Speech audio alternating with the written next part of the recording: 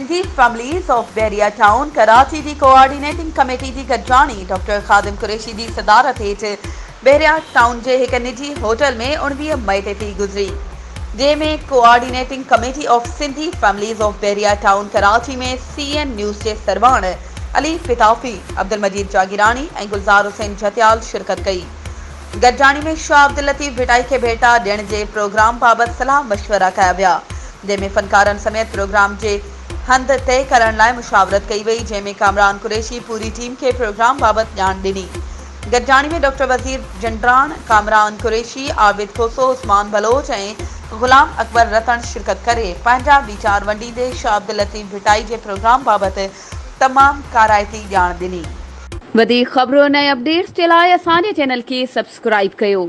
ऐं हाँ, बेल आइकन के प्रेस करण न विसारजो त जीअं असांजी हर नई अचण वारी वीडियो तव्हां ताईं पहुची सघे।